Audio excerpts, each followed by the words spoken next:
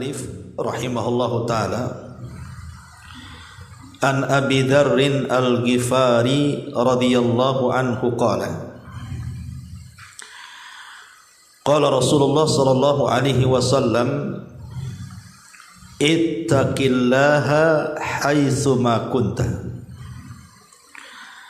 wa atbi'is sayyi'atal hasanata tamhuha wa khaliqin nasa bi khuluqin hasanin rawahul Imam Ahmad wa Tirmidzi.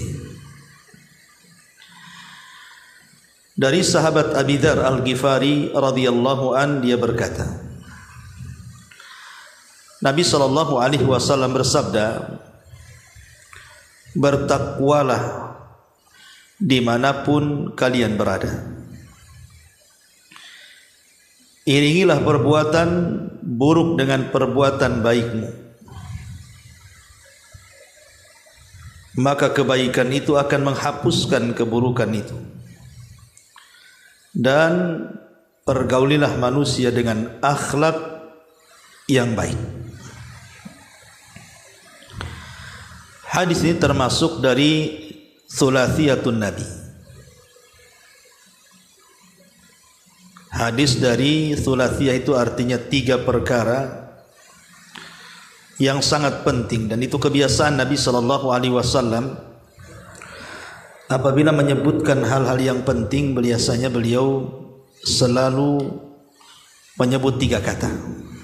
Salah satunya hadis Abi Dzar Al-Ghifari di sini, termasuk Thulathiyatun Nabi sallallahu alaihi wasallam.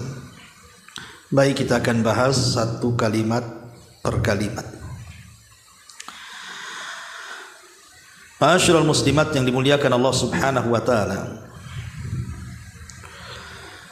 Hadis ini adalah hadis yang sangat agung sekali, karena hadis ini salah satu daripada wasiat takwa. Dan kita tahu bahwa takwa itu adalah wasiat para nabi. Sebut saja dalam surah Asy-Syu'ara ayat 106, Allah Subhanahu wa taala berfirman, "Idz qala lakum akhukum Nuhun ala tattaqun." Ingatlah ketika berkata saudara mereka Nuh alaihi salam kepada kaumnya, "Kenapa kalian tidak bertakwa?" Kemudian di Asy-Syu'ara-nya juga sama, 124-nya Allah mengatakan, "Idz qala lahum akhuhum Hudun ala tattaqun." Ketika berkata saudara mereka Nabi Allah Hud kepada kaumnya, "Kenapa kalian tidak bertakwa?" Kemudian juga begitu juga dalam Asy-Syu'ara 142. Kemudian Asy-Syu'ara 161. Kemudian Asy-Syu'ara ayat 177. Itu semua menjelaskan kepada kita seruan seluruh para nabi dan rasul selalu mewasiatkan takwa kepada umatnya. Dan itu yang dilakukan Nabi sallallahu alaihi wasallam. Jadi wasiat takwa ini juga selalu digaungkan oleh Nabi sallallahu alaihi wasallam kepada para sahabatnya. Terutama apabila Nabi sallallahu alaihi wasallam hendak memberangkatkan sebuah pasukan perang, maka Nabi sallallahu alaihi wasallam selalu mengingatkan pasukan untuk bertakwa, karena itu kunci kemenangan masalahnya. Dan itu disebutkan dalam riwayat Muslim dari hadis Buraidah radhiyallahu an, Nabi mengatakan, "Kana Rasul sallallahu alaihi wasallam idza ammara amiran ala jaishin aw sariyatin awsahu fi khassatihi bi taqwallahi wa man ma'ahu minal muslimina khaira." Kata Buraidah, beliau mengatakan Nabi itu kalau memimpin sebuah pasukan perang atau mengutus sebuah utusan khusus untuk berperang, maka Nabi sallallahu alaihi wasallam akan mewasiatkan secara khusus dengan takwa dan juga dengan kebaikan. menunjukkan bahwa takwa ini penting karena semua para nabi berwasiat dengan takwa.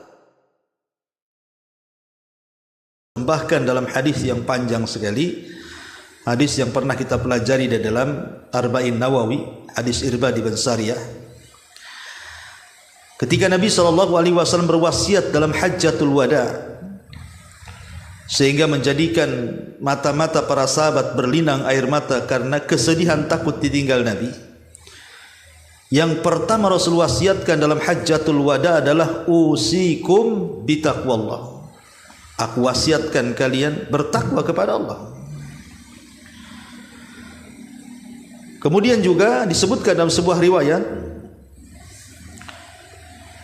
yang dikeluarkan oleh Imam Muslim dari hadis Abi Sa'id Al-Khudri radhiyallahu an, ketika Nabi SAW menasihati para sahabatnya, Rasul mengingatkan soal dunia.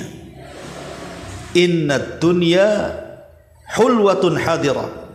Dunia ini memang manis dan hijau. Kemudian di ujung hadis Rasul mengatakan, fattaqud dunya wattaqun nisa. Bertakwalah kalian soal urusan dunia dan bertakwalah kalian soal urusan wanita. Jadi di banyak tempat Nabi SAW selalu berwasiat dengan takwa. Salah satu hadis yang kita baca ini, kata Nabi SAW, ittaqillaha haitsuma kunta. Bertakwalah kalian dimanapun kalian berada, pada waktu apapun dan di tempat manapun. Tidak boleh kemudian takwa ini dipisah-pisah. Oh, takwa itu hanya ada di pengajian, hanya ada di majelis ta'lim, hanya ada di masjid. Kalau di pasar tidak apa-apa ditinggal takwanya, di kantor tidak apa-apa ditinggal takwanya, di jalan ditinggal takwanya. Enggak begitu. Rasul mengatakan bertakwa di mana saja. Mau di rumah, mau di pasar, mau di masjid, mau di majelis ta'lim, mau di sekolah, di mana saja. Tidak boleh melepaskan takwa dari badan kita. Karena takwa itu hakikat Islam. Kita tidak boleh melepaskan Islam dari badan kita.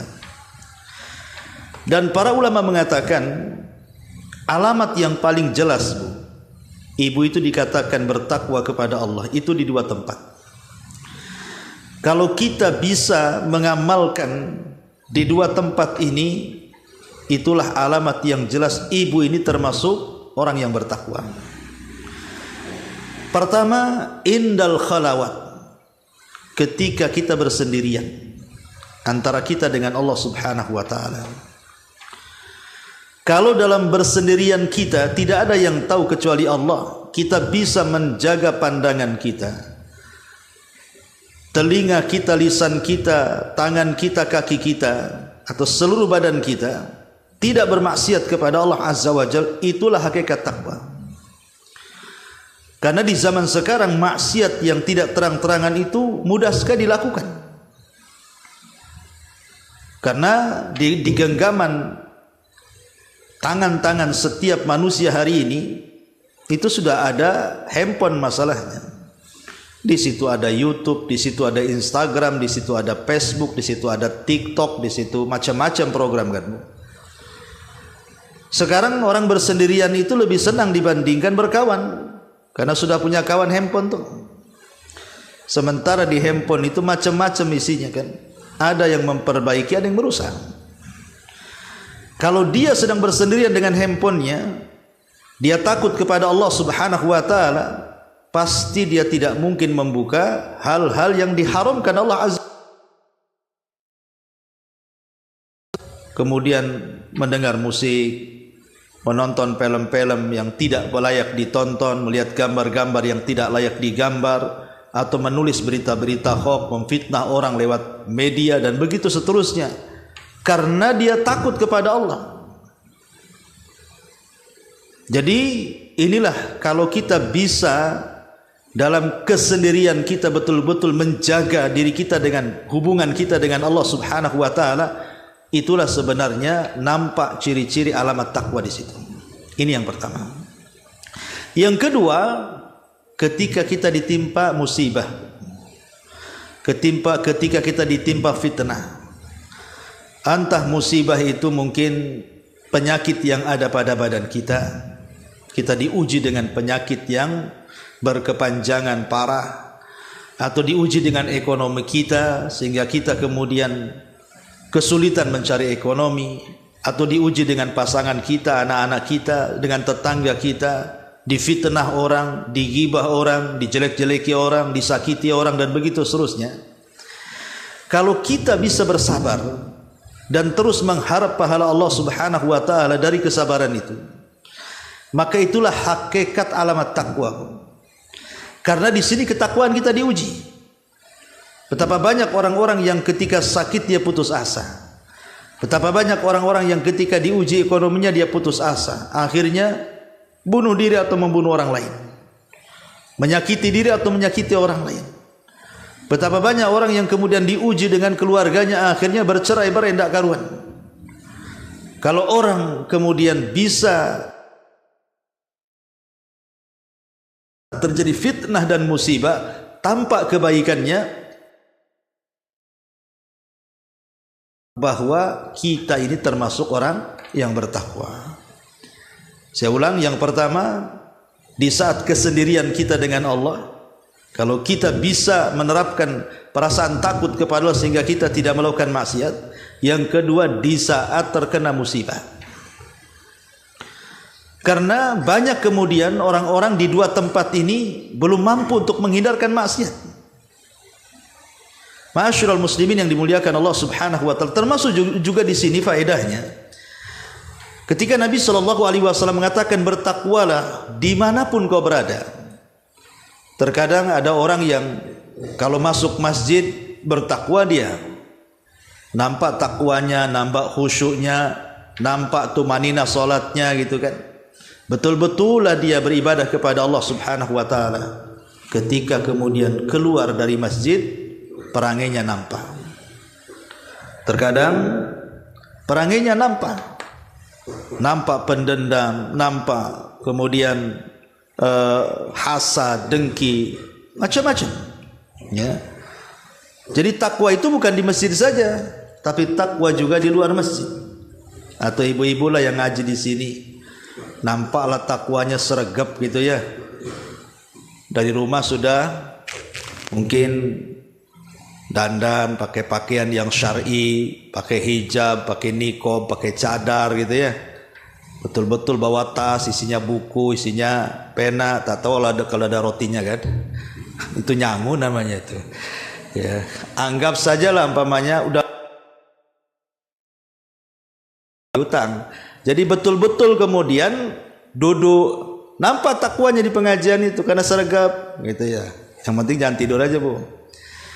Karena orang kalau datang ke pengajian pulang dapat ilmu pahalanya 2 tuh. Kalau datang duduk tidur pahalanya 1 tuh. Kalau tak datang ya tak dapat apa-apalah.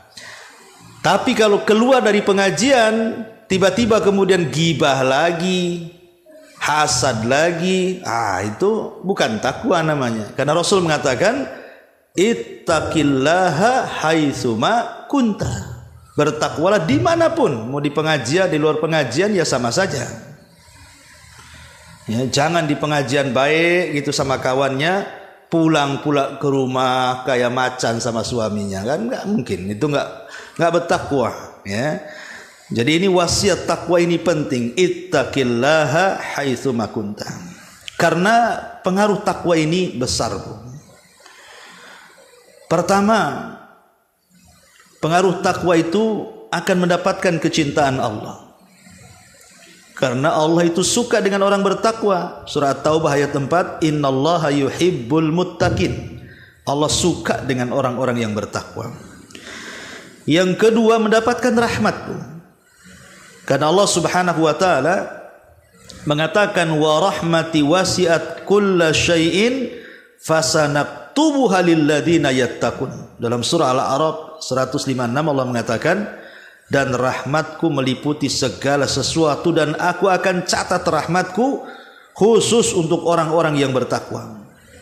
Subhanallah, kita dicucuri dengan rahmat Allah Azza wa Jalla. Yang ketiga, sebab datangnya pertolongan.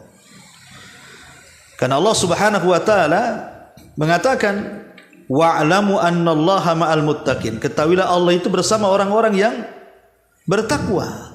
Tadi saya sudah contohkan bagaimana Rasul ketika menyiapkan pasukan, wasiat yang pertama takwa, kan itu sebab pertolongan masalahnya. Sebab pertolongan kepada Allah, dan maksiat lawan daripada takwa itu sebab kekalahan. Makanya Umar bin Khattab radhiyallahu an ketika menyurati Amr ibn As yang ketika itu hendak merobohkan benteng Iskandariyah Mesir, tidak roboh-roboh itu benteng itu. Padahal sudah bertahun-tahun tuh Amr itu. Maka Umar mengirim surat, isinya agar Amr bin As bertakwa dan mengajak bertakwa kepada seluruh pasukannya dan menghindari perbuatan dosa. Setelah kemudian Amr bin As menyampaikan wasiat Umar dan dipraktikkan para sahabat, roboh tuh benteng Iskandariyah. Jadi takwa ini adalah sebab pertolongan Allah Azza wa Jalla. Termasuk juga takwa adalah cahaya hati. Maksudnya orang yang bertakwa itu akan luas hatinya, Bu. Orangnya tidak stres, tidak mudah galau, tidak mudah gundah, ceria terus. Karena setiap kesulitan itu akan terurai dengan takwa. Bukankah Allah yang mengatakan, "Wa man yattaqillah yaj'al lahu makhraja." Dan itu disebutkan dalam surah At-Talaq, kan itu ayat 3. Barang siapa yang bertakwa kepada Allah, Allah carikan jalan keluarnya. Ketika kita sedang sempit menghadapi masalah, tiba-tiba ada jalan keluar, lapanglah dada kita. Itu disebabkan takwa. Takwa itu mendatangkan keluasan hati, mudah berpikir, mudah mencari jalan keluar. Dan takwa juga bisa melapangkan semua masalah. Jadi urusan-urusan yang kita hadapi itu, karena tadi mungkin dari lapang dada, akhirnya urusannya bisa terselesaikan. Karena Allah mengatakan, "Wa man yattaqillah yaj'al lahu min amrihi yusra." Dalam At-Talaq ayat 4-nya, barang siapa yang bertakwa kepada Allah, Allah menjadikan semua urusannya mudah. Bagaimana tidak mudah, Bu?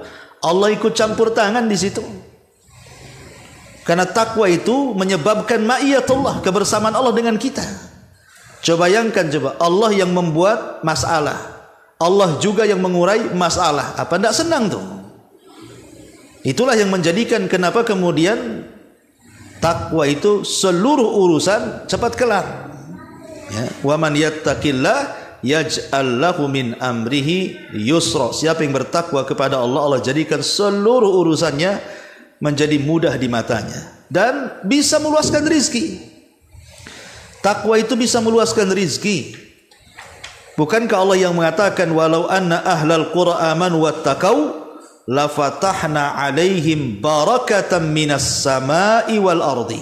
Dalam surah Al-A'raf 96 Allah mengatakan, kalaulah penduduk negeri ini mau beriman dan bertakwa, maka kami akan turunkan barakah dari langit dan Allah akan tumbuhkan barakah dari bumi. Lihat, kalau seandainya penduduk negeri ini beriman dan bertakwa nih, berkah di mana-mana. Ya. Ma'asyiral muslimat yang dimuliakan Allah Subhanahu wa taala, termasuk juga takwa ini juga sifatnya wali-wali Allah. Sifatnya wali-wali Allah. Dan dia bisa lebih mendekatkan diri kita dengan Allah Subhanahu wa taala. Dan itulah bekal yang memang dianjurkan Allah untuk dibawa mati. Jadi takwa itu bekal yang dianjurkan Allah untuk dibawa mati. Allah mengatakan, "Wa tazawwadu fa inna khaira zadit taqwa." Berbekallah kalian karena sebaik-baik bekal adalah takwa. Oke, kalau kita tidak sudah tahu nih, ini pengaruhnya takwa ini luar biasa, ya.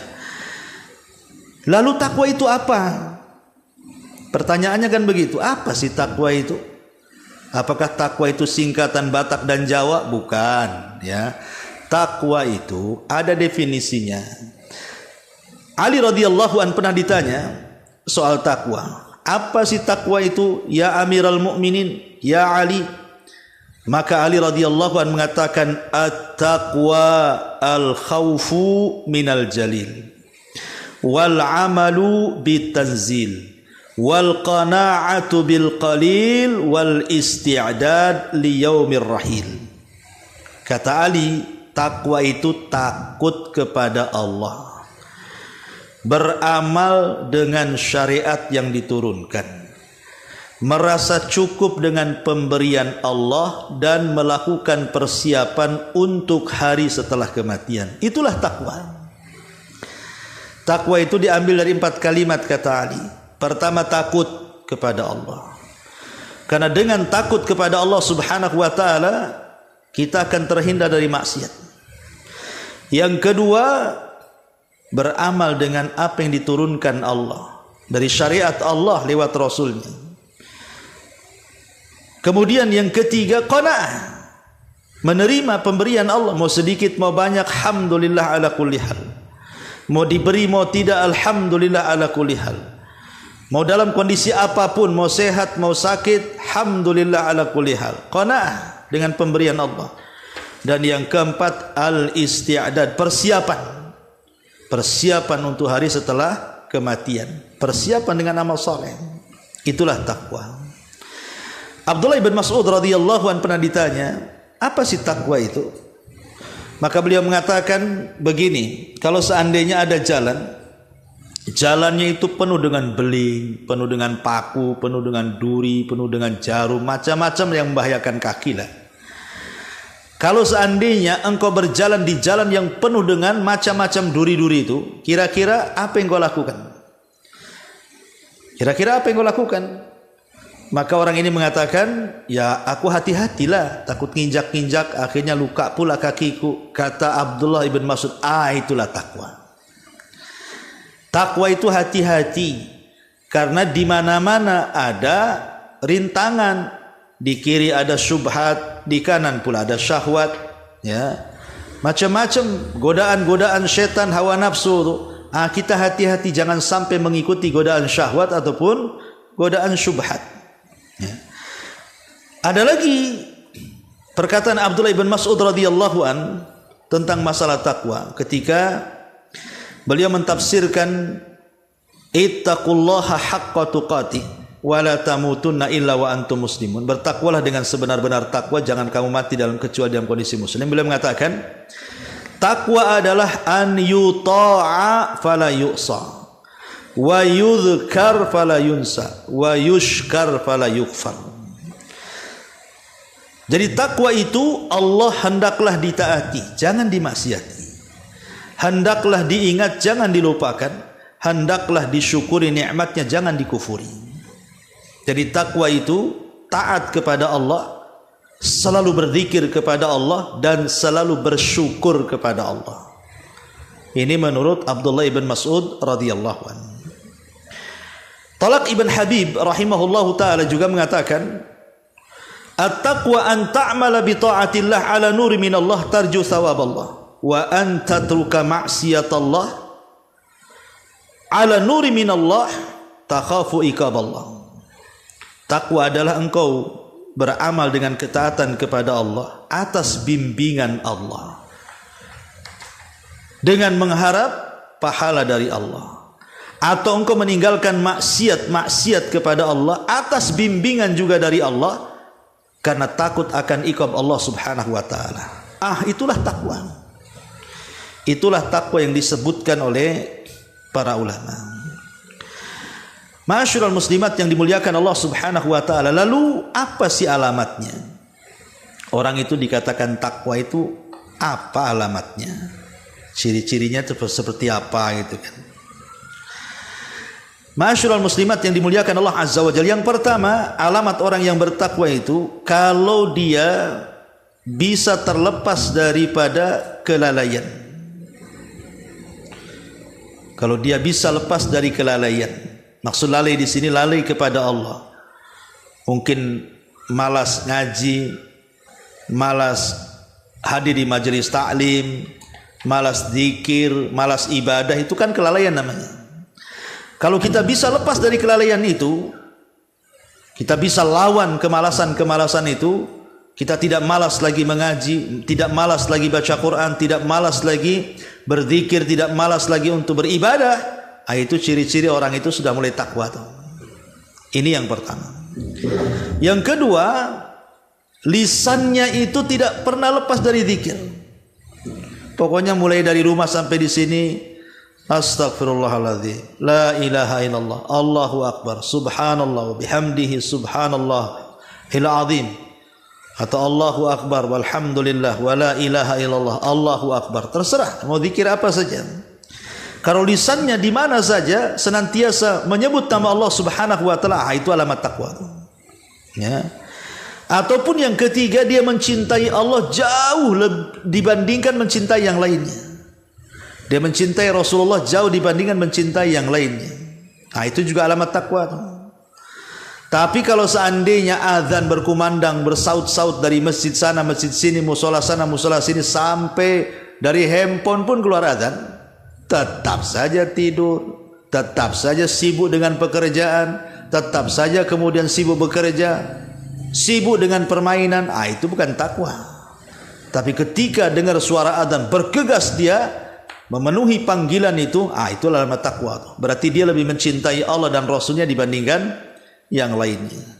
Kemudian yang keempat juga alamat takwa muraqabah, merasa diawasi. Ya, jadi sehingga kita ini hati-hati kalau melangkah. Ngapain saya ke rumah itu? Pasti gibah di situ, tak jadi. Nah, jadi dia dibatasi muraqabah di situ ya. Takut saya mah, nggak maulah ke situ. Saya tahu tuh orang-orang situ nggak beres tuh. Nah, jadi merasa diawasi, dalam kesendirian merasa diawasi, dalam keramaian merasa diawasi, itu tanda-tanda orang itu tanpa takwanya. Termasuk juga dia mengetahui akibat maksiat sehingga dia tidak maksiat. Ini kalau saya minum mabok-mabokan, nggak maulah. Kesehatan kena, dosa iya, neraka tambah gitu ya. Tahu akibatnya tuh. Kalau saya berzina seperti ini, kalau saya judi seperti ini, kalau saya gibah seperti ini. Kalau sudah dia memikirkan akibat maksiat, itulah alamat takwa. Ya.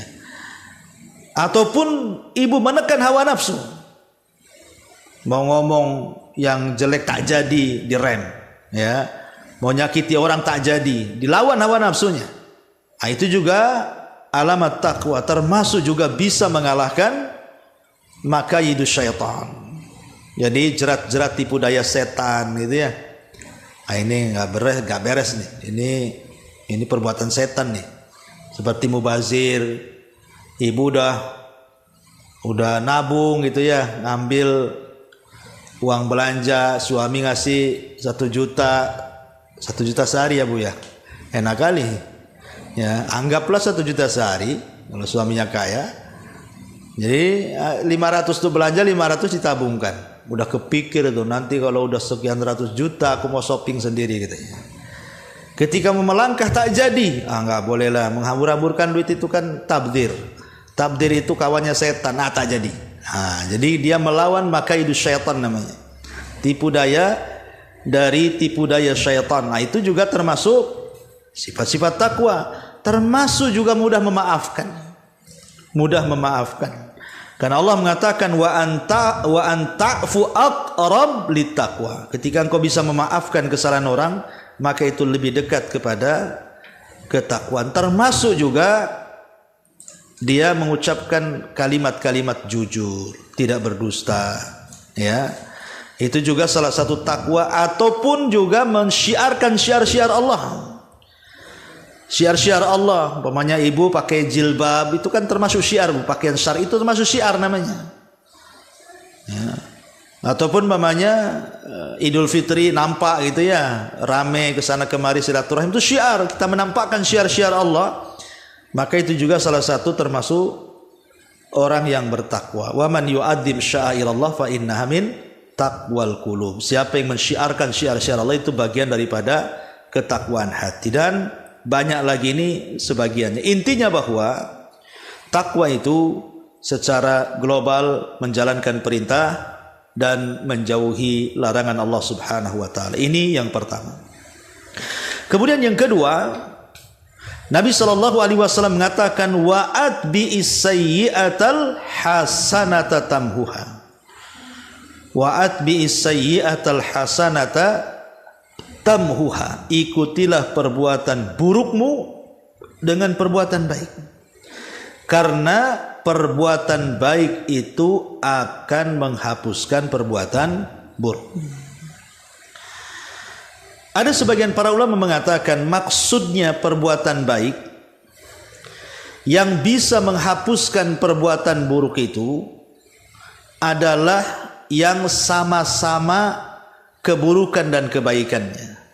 Artinya kalau keburukannya dilakukan oleh lisan, maka lakukan kebaikan juga dengan lisan. Kalau keburukannya dilakukan dengan perbuatan, maka lakukan juga kebaikan dengan perbuatan. Contoh, umpamanya ibu anggap saja suka ghibah, itu kan lisan tuh. Itu kan sebuah perbuatan buruk namanya, dengan lisannya. Ngomongin orang atau suka mencela, naudzubillah, atau suka melaknat, suka mencaci, suka memaki. Pokoknya dosa-dosa lisan. Maka kebaikan yang bisa menutupi dosa lisan adalah dengan kebaikan lisan lagi. Ya dengan cara apa? Istighfar, kemudian berzikir, kemudian meminta maaf kepada yang digibahinya kalau itu gibah, kemudian memuji orang yang digibahinya yang tadinya menjelek-jelekan sekarang dipujinya. Kan gitu Bu ya. Jadi seperti itu. Kalau kita ghibah berarti kita harus mengganti dengan kebaikan yang sama dengan lisan kita. Atau kalau mamanya telinga mendengarkan musik, ya, atau mendengarkan ibu nggak ghibah tapi telinga ibu kok senang dengar orang ghibah tuh. Dia mulutnya tapi telinganya yang berisik gitu ya. Ataupun suka dengar lagu, musik dan begitu seterusnya, maka perbuatan baiknya apa? Dengerin Al-Quran, dengerin murattal, dengerin ceramah, kan begitu ya. Nah, seperti itu. Atau kalau dalam bentuk perbuatan anak muda belum kawin, ya, dia berzina, terjerumus kepada zina, ya kebaikannya cepat kawin kan begitu, supaya halal, supaya keburukannya tertimpa dengan kebaikannya. Atau umpamanya orang yang contoh saja melakukan riba umpamanya kan. Orang melakukan riba, itu kan dosa riba itu. Nah, cemana kebaikannya? Ya, kalau dia melakukan riba, pertama dia buang uang ribanya, kemudian bersedekah. Usahakan jangan beriba dengan keuntungan, jual beli. Nah, jadi supaya Allah mengatakan wa yamhaqur riba wa yurbi shadaqat. Rajin bersedekah, alihkan ke jual beli. Nah, itulah maksudnya lakukan kejahatan dengan kebaikan yang sama. Kalau kejahatannya dengan lisan, berarti lakukan dengan kebaikan lisan. Kalau kejahatannya dengan perbuatan, lakukan dengan perbuatan baik dalam segi perbuatan. Kalau seandainya dosanya tidak terang-terangan, maka lakukan juga pahala yang tidak terang-terangan. Umpamanya kita berbuat dosa yang tidak ada yang tahu kecuali Allah, lakukan hal yang sama. Lakukan kebaikan yang tidak ada yang tahu kecuali dengan Allah Subhanahu wa taala. Entah zikir sendiri, istighfar sendiri, enggak ada yang tahu. Itu maksudnya wa atbi sayyi'atal hasanata tamhuha. Ikutilah perbuatan burukmu dengan perbuatan baik, niscaya kebaikan itu akan menghapuskannya. Syekhul Islam Ibn Taimiyah rahimahullahu taala ketika beliau menyebutkan tentang 10 sebab seorang hamba itu akan dihapuskan dosanya. Apa yang menjadikan hamba itu bisa dihapuskan dosanya? Maka beliau menyebutkan 10 sebab. Saya sebutkan secara singkat. Pertama, bertobat. Dengan tobat itulah hapus dosa kita. Yang kedua, dengan istighfar. Dengan istighfar itulah hapus dosa kita. Yang ketiga, yang disebutkan dalam hadis ini yang kita sedang kaji, mengikuti perbuatan buruk dengan perbuatan baik, maka perbuatan baik bisa menghapuskan dosa keburukan. Kemudian yang keempat, doa orang-orang yang beriman dalam sholat jenazah ketika kita meninggal, kemudian saudara-saudara kita yang menyolatkan mendoakan kita, maka itu juga penyebab dosa-dosa kita akan diampuni. Termasuk yang kelima, amalan kita sebelum meninggal. Umpamanya kita ini wakaf, sedekah, ketika kita meninggal mengalir, Ya, amalan-amalan itu ke kuburan kita itu di antara sebab kita akan diampuni dosa-dosa kita. Termasuk juga yang nomor 6 syafaat Nabi. Itu juga bisa menghilangkan dosa-dosa kita. Termasuk yang ketujuh musibah. Musibah yang menimpa kita kalau kita sabar, kemudian mengharap pahala Allah, itu juga bisa menghapuskan dosa-dosa kita. Kemudian yang nomor 8, seseorang merasa takut dengan kondisi hari kiamat. Jadi dari dunia itu sudah terpikir nih tentang kiamat ini, tentang kondisi setelah kematian, tentang kondisi dibangkitkan, sehingga timbul rasa takutnya. Itu juga bisa menggugurkan dosa, kata Ibnu Taimiyah.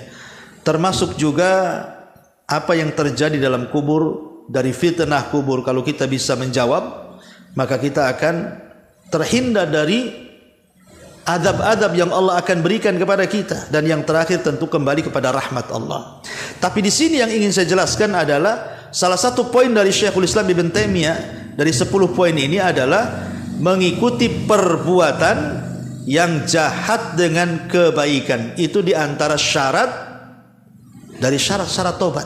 Jadi syarat tobat itu kan selain daripada menyesal, kemudian berjanji tidak mengulang, gitu Bu ya. Kemudian juga berusaha untuk meninggalkan yang maksiat yang dilakukan.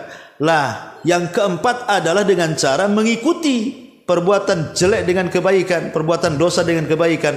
Itulah di antara syurutut taubat namanya, syarat-syarat taubat. Ya, karena dulu ada seorang laki-laki di zaman Nabi, anak muda Bu, di zaman Nabi itu, dia berkhalwat dengan seorang wanita. Ingat, dosa kecil di mata para sahabat itu besar. Kalau dosa besar di mata kita jadi kecil pula. Itulah bedanya ya. Kalau dosa kecil di mata para sahabat itu dianggap besar. Tetapi kalau dosa besar bagi kita pula dianggap kecil, diremehkan malah. Ya. Jadi ada anak muda ini berkhalwat dengan seorang wanita. Dia tidak berzina, ya mungkin pegang-pegang gitu saja. Tapi dia merasa bersalah, datang kepada Nabi. Ya Rasulullah, inni fa'altu dzamban azim, aku sudah melakukan dosa besar, katanya. Padahal itu dosa kecil kan, berkhalwat itu. Tetapi Rasul tidak menjawab dan mengatakan, apakah tadi kamu salat asar berjamaah bersamaku, kata Rasul. Hal shallaital asra jama'atan ma'i, kata Rasul, apakah engkau tadi salat asar berjamaah bersamaku, kata Rasul. Sahabat ini mengatakan iya. Maka Rasul mengatakan, idhab faqad ghafarallahu lak, pergi, Allah sudah mengampuni dosa-dosa. Kemudian Rasul membacakan, innal hasanat yudhibnas sayyiat, bukankah Allah bisa menghapuskan keburukan yang disertakan dengan kebaikan. Sesungguhnya yang baik-baik itu bisa menghapuskan yang jelek-jelek. Itu contohnya bahwa pokoknya kalau bisa setiap hari itu kita berbuat baiklah Bu. Namanya saya, ibu, siapapun lah, itu tidak lepas dari dosa Bu. Siapa yang lepas dari dosa? Nggak ada. Ya, nggak ada orang lepas dari dosa itu. Dikiranya dosa itu kalau maling, kalau nyolong, kalau korupsi, kalau zina, kalau khamar. Tidak, mata kita memandang yang haram, memandang aurat juga dosa. Telinga kita asik mendengarkan gibah juga dosa. Hati kita hendak berbuat jahat walaupun tak jadi juga tak baik, itu juga bagian dari dosa. Kadang-kadang baru melangkahkan untuk gibah, belum gibah saja sudah dosa. Jadi setiap hari pasti kita berbuat dosa. Tak mungkin lah nggak berbuat dosa kita ini. Tetapi Rasul berikan solusi. Kalau bisa, sebagaimana kita tidak lepas daripada dosa, minimalnya setiap hari kita juga berbuat baik. Antah zikir, antah istighfar, antah baca Quran, antah silaturahim, antah macam-macam kan ibadah itu banyak. Yang jelas balance supaya jangan jahat terus, dari ada sisi baiknya di situ. Ini yang kedua. Kemudian yang terakhir, wa khaliqin nas bi khuluqin hasanin, dan pergaulah manusia dengan akhlak yang baik. Akhlak baik itu apa?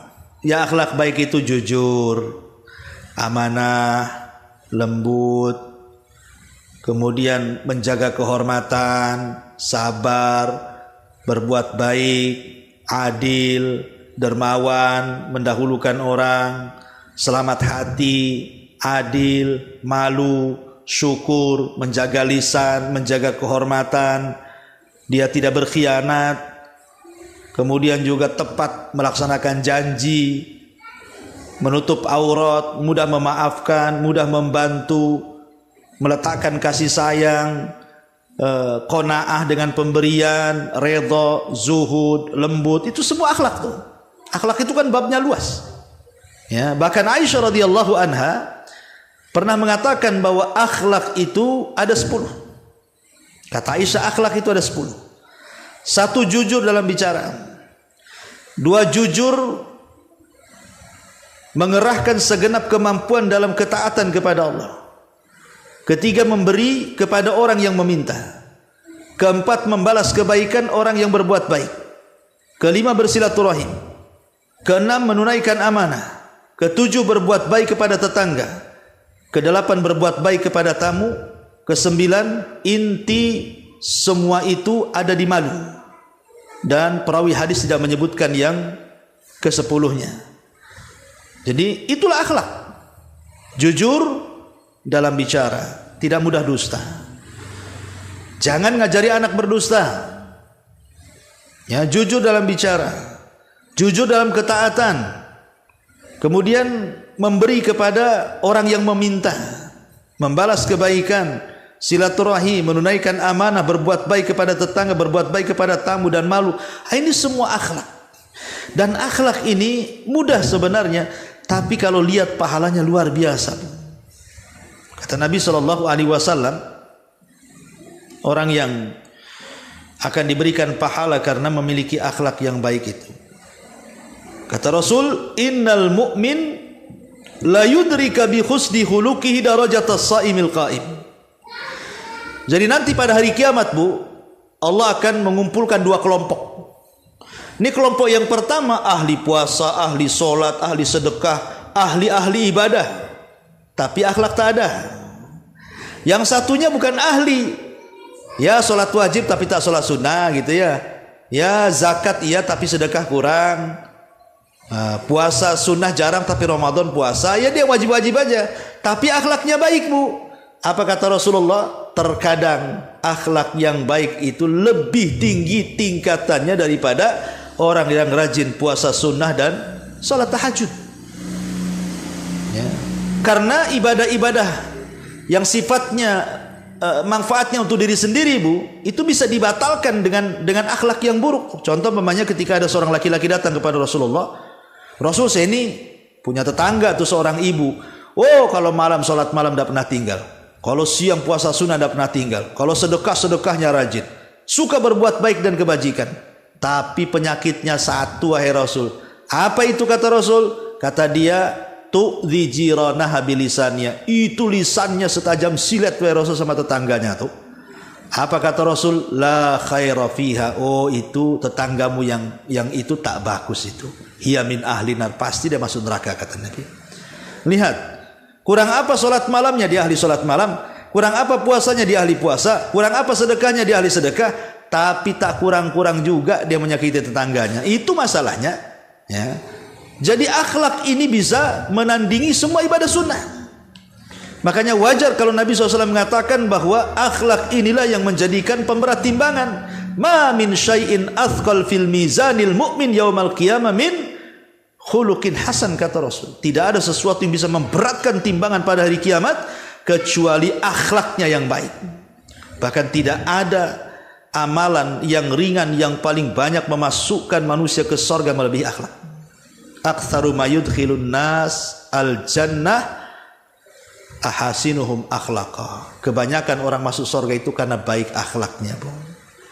Nggak apa-apalah ibu kurang sholat, sunnahnya kurang, puasa sunnahnya kurang, karena laparan gitu ya, atau ngantuan nggak bisa tahajud. Ya, kalau mamanya sedekah juga kurang karena juga tak ada duit gitu ya.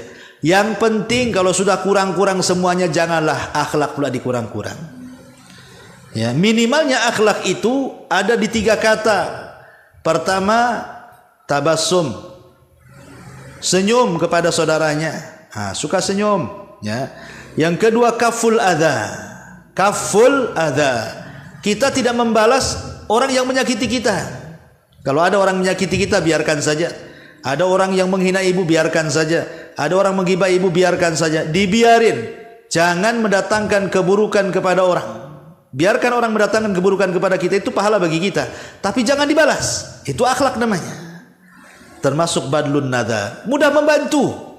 Ya, kalau memang ada bantuan perlu dibantu diangkat, ya langsung diangkat gitu ya. Kalau ada yang diturunkan, langsung dituruni.